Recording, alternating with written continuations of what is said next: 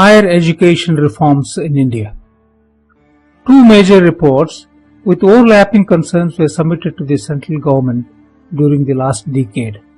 One was chaired by Professor Yashpal and the other by Dr. Sam Pitroda.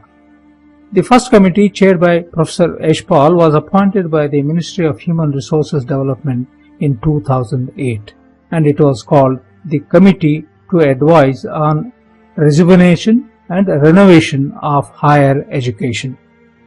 The second committee was chaired by Dr. Sam Pitroda, and it was appointed by the Prime Minister's office in 2005.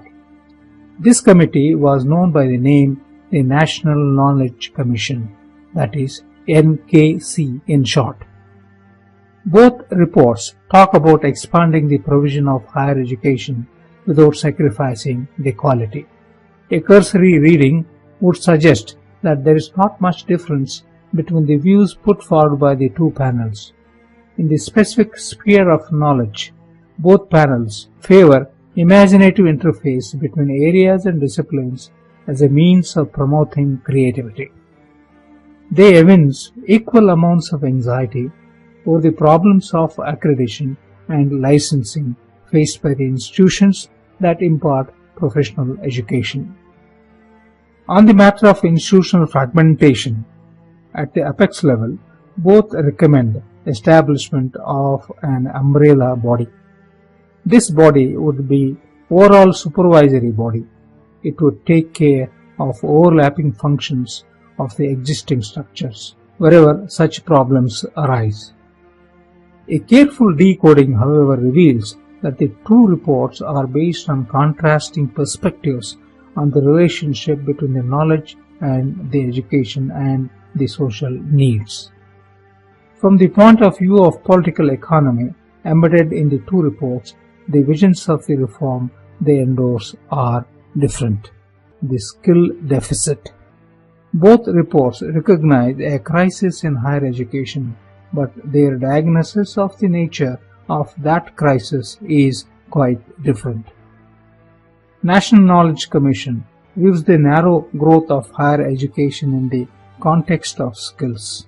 It says, while higher education enrollment has to increase markedly, the skill requirement of the growing economy means that a large proportion of our labor force needs to be provided vocational education and be trained in skills.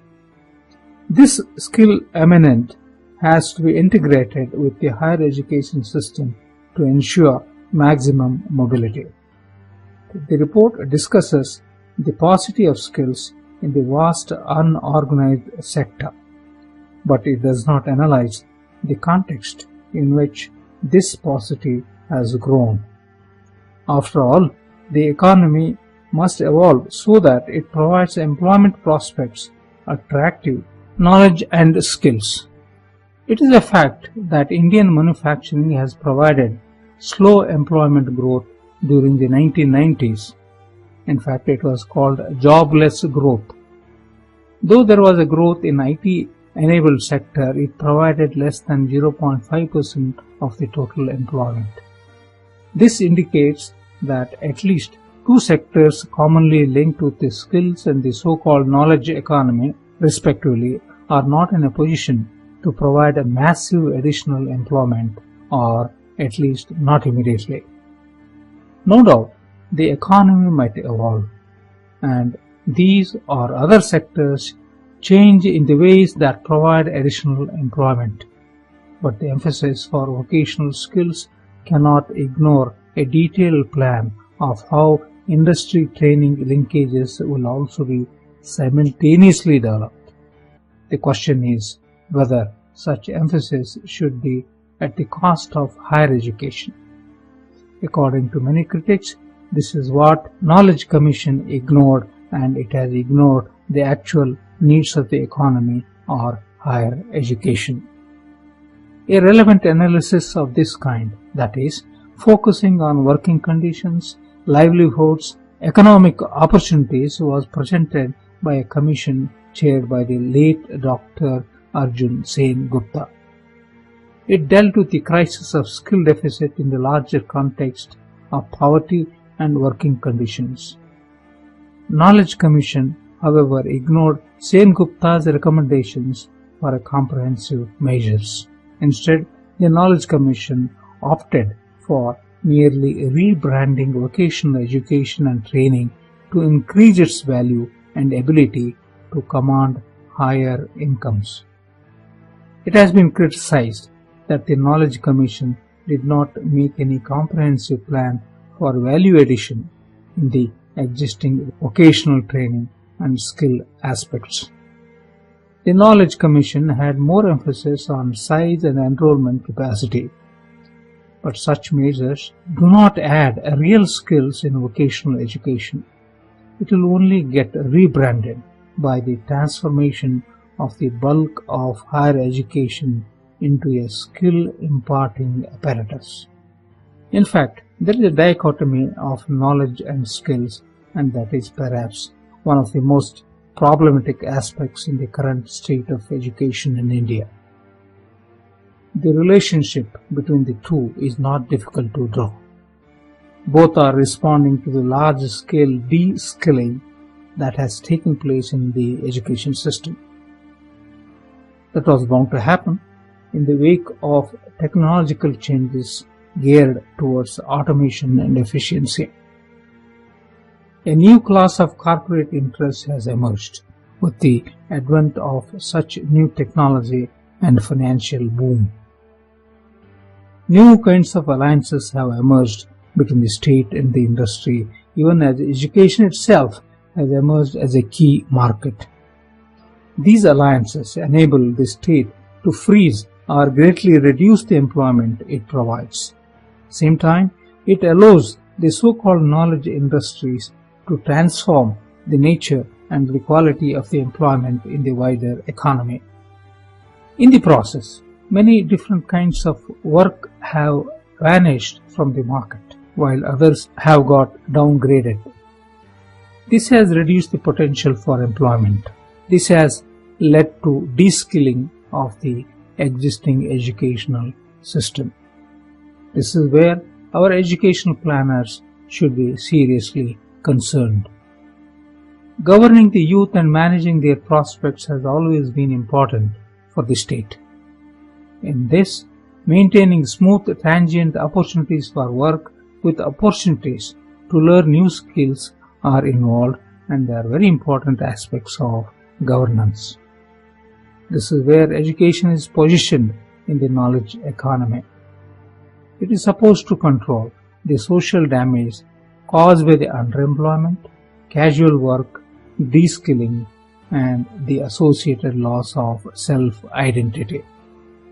The Yashpal Committee had a difficult task of suggesting ways to rejuvenate an old, jaded higher education system in the middle of a crisis of academic governance. The committee reiterated why the classical idea of university is important. According to Yashpal Committee, university was a place where people think freely and create new knowledge by engaging with their environment. Thereby, it was felt the universities inducted the young into a culture of thinking. Undergraduate education in India happens to be the largest educational space. In our Indian system, there are undergraduate colleges affiliated to the universities. Given India's demographic geography, these institutions served historically to harness talent in remote areas under conditions of colonial underdevelopment of the school system. The Yashpal Committee took a bold stance in appreciating this role. It examined the factors that have undermined undergraduate education, that is, including the gross inequality between the central and the state universities, and reaffirming its faith in the academic potential. It also suggested how to improve them. Many educational planners and critics say that the Knowledge Commission followed the popular trend of criticizing these colleges for their ills. But these ills actually stem from a long-term systemic neglect.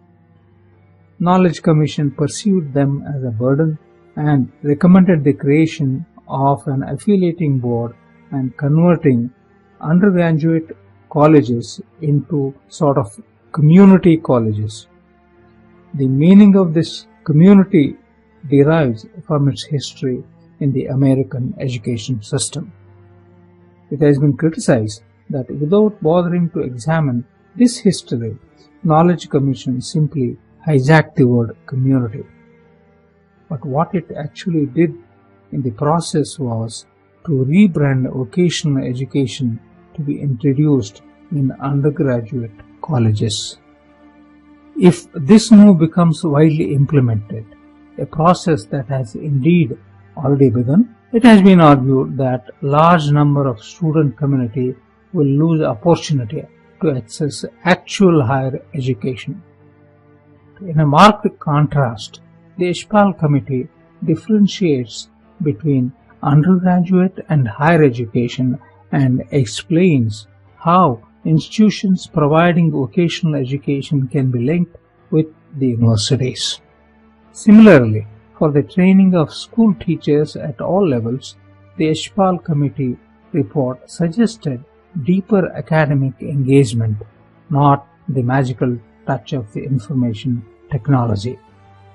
In other areas of professional training too, the Yashpal Committee perspective was to loosen the grip of regulatory institutions, because these regulatory institutions were monopolistic functioning in nature, and it was widely acknowledged to have resulted in corruption.